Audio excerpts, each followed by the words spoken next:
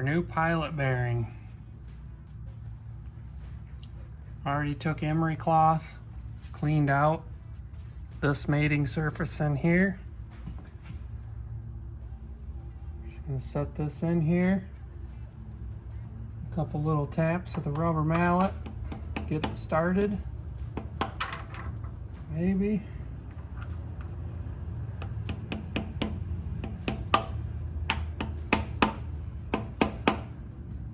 I have 1.25 inch socket.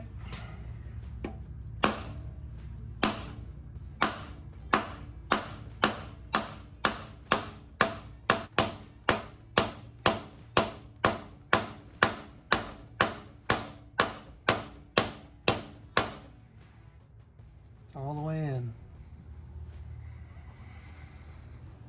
Just want to make sure your socket is not on this inside surface. It goes on this outside, which is solid steel.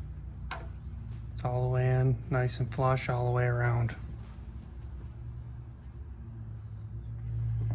Okay, with that pilot bearing being in, now our inspection cover.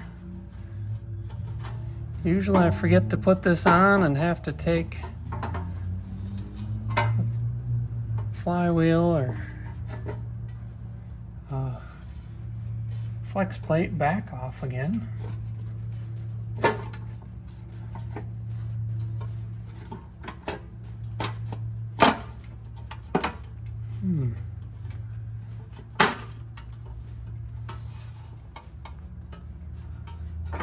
Okay. That, and I got all the bolts cleaned. I'm gonna put a dab of red Loctite on a couple of them to get them started. Oh, way too much.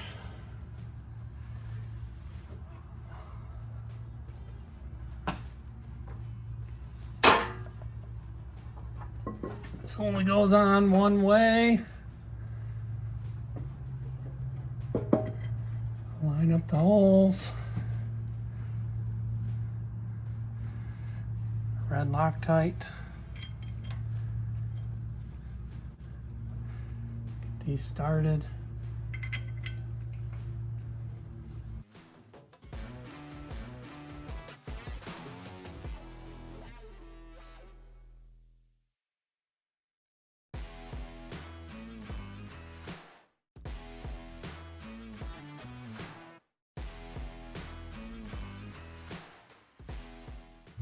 All right, from what I found, there's a little bit of a difference between a single mass flywheel and a dual mass flywheel. So I'm finding conflicting answers, but it's from 85 to 95. So we're gonna split the difference and go 90. Let's get these snugged. And we'll go in a cross pattern. Okay.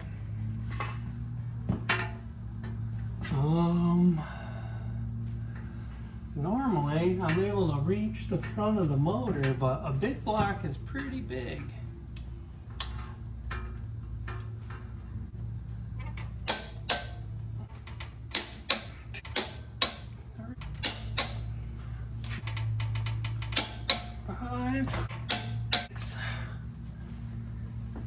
Okay, that's all of them.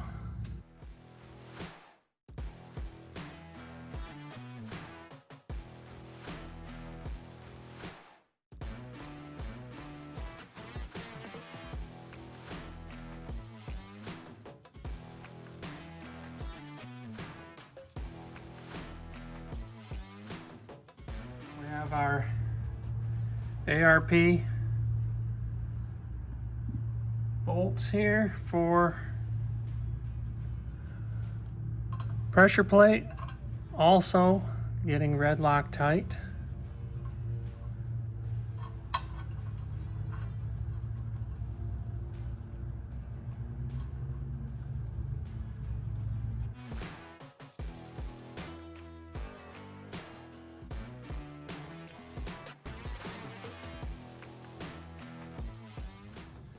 Okay, 35.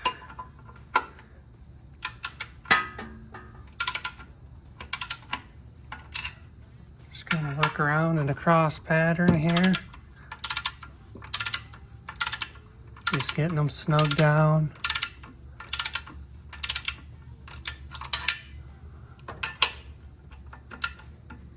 Got that one already.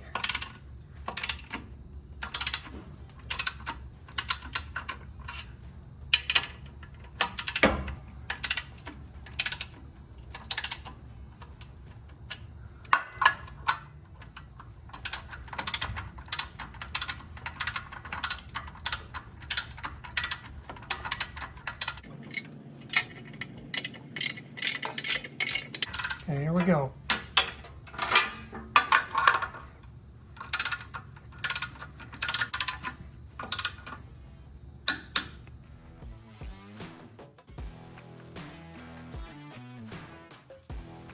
All right, all those are torqued down, so we have our pilot bearing in, we have our flywheel torqued down, our pressure plates torqued down, all bolts checked, clutch is in there. I got this new alignment tool. It's where you can, let me just show you, hold on. All right, it's universal. So this piece you can change to all these different sizes. Goes in your pilot bearing, and then this slides into where the splines of the clutch would be, and this is supposed to self-center it. Size pilot bearings. But I am used to using these splined ones right here. This one, see, it says for a 302, where this goes in the pilot and this is splined into the clutch. I like these better, but my clutch kit didn't come with one, so I had to opt for that universal because they had it in stock instead of waiting for one of these. 302's not the same size as a 460. Actually, there's another one for a 302 and a pilot bearing. See how much smaller that pilot bearing is for a 302? So, plenty of them for 302, 351, but not for a 460. Get in there.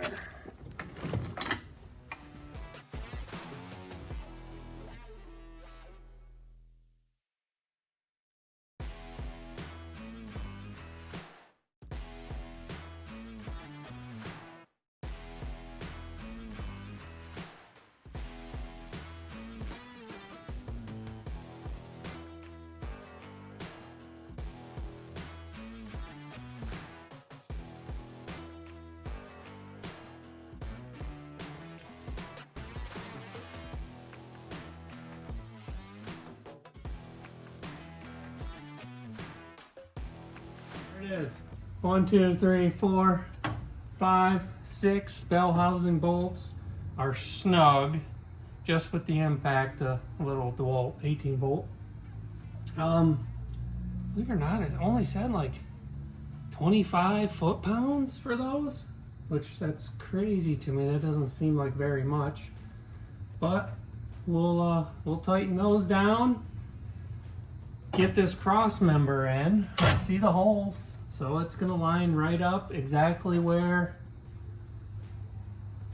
Ooh, I might have some header clearance. Just slid in there, get it setting on it, and we can get it in position. I gotta get this transmission jack out of the way in order to continue on with this, but that was a struggle. I'm glad it's over. Here's the rear drive shaft, 4.5 inches longer. That's what we're looking at. And you gotta remember, the only thing changing is the distance from this carrier bearing, which is fixed, to the transmission. And you can see where the old automatic was rubbing right there, which gives us an inch of inserted travel.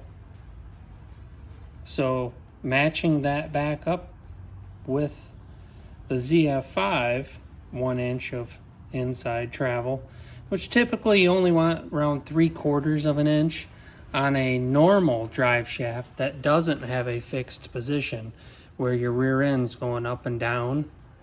This is what absorbs the rear end going up and down. This is fixed.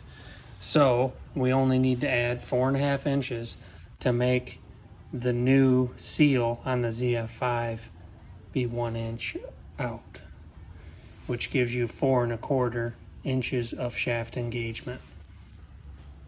Tomorrow, drop it off.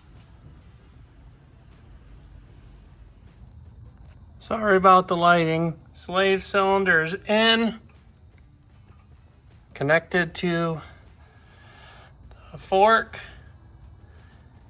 runs up to the top. Show you 2 bolts on the firewall where I showed you before. It's bolted in right there. So master and slave are hooked up.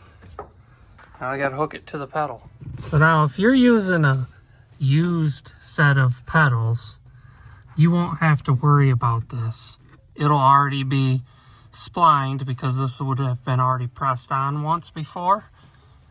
But then and this is brand new. So there's pushing in, coming out, pushing in, coming out. We'll have to do this a few times, get that bled. Let's see if this is enough throw. Watch that slave cylinder right there.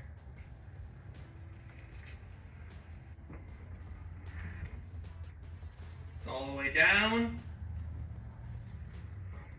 all the way up, all the way down, all the way up.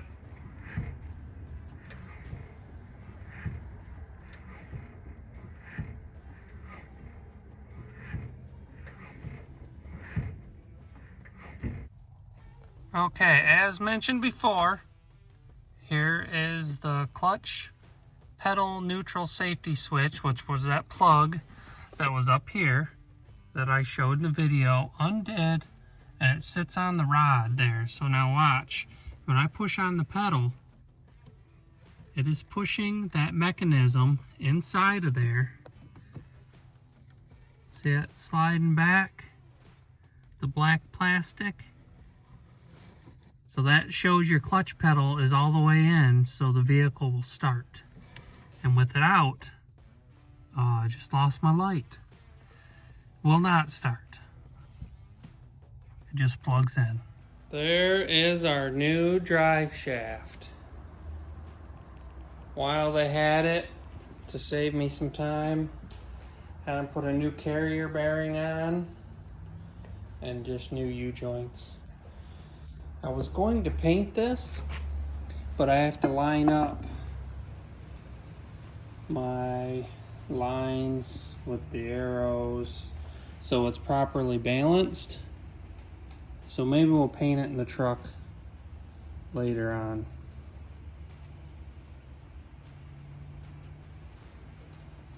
Drive shaft's in, painted. Transfer case is in, not painted. Ready to put fluid in it, put the shift tower on, and take it for a drive.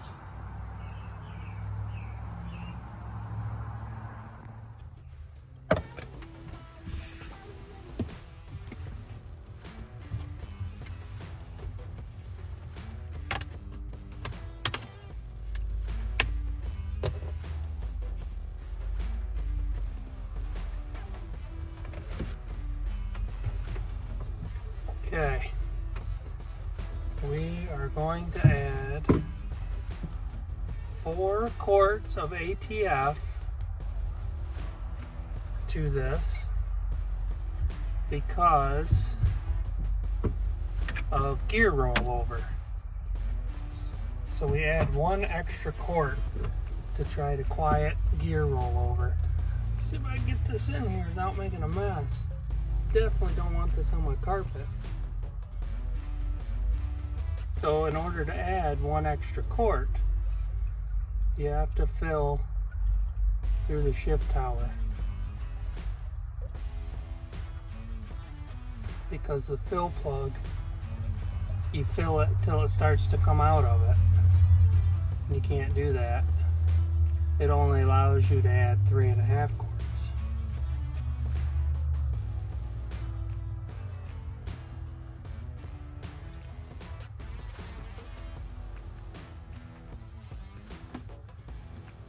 Can't see. Looks like I missed a little bit.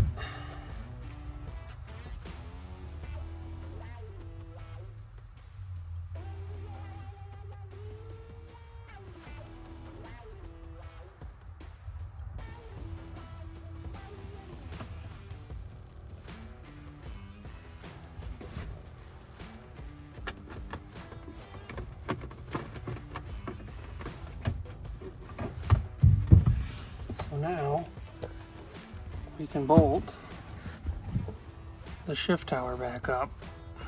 There's the top side of the gears,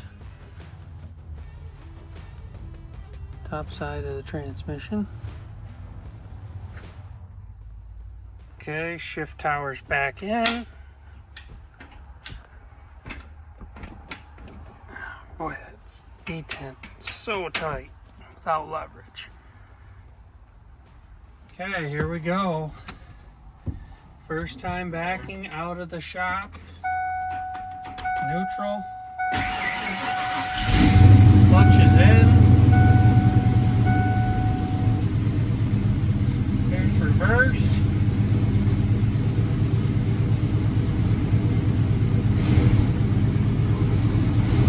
We're moving.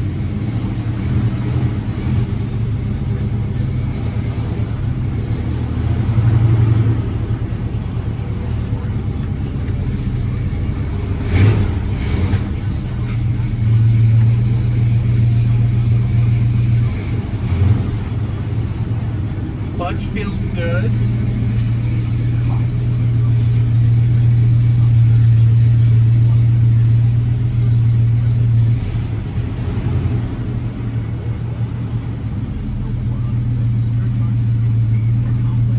I don't have my mirror out, I can't see. Okay. Here we go, back up some more.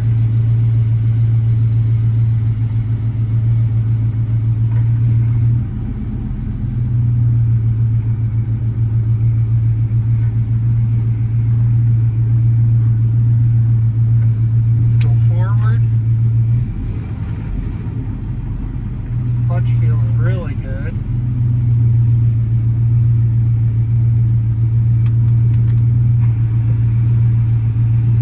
Set the emergency brake. All right, it's in. Let's go camping.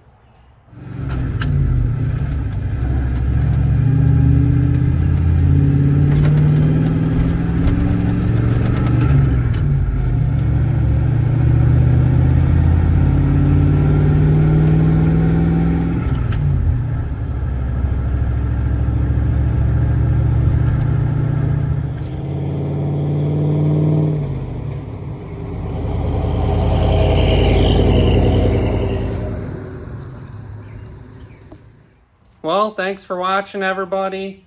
The trip was successful. We went to the campground, back. ZF5 works great. Very basic install. It's like Legos. You just unbolt stuff, bolt the new stuff in. Pretty simple. Costs can get up there a little bit if you don't have a drive shaft.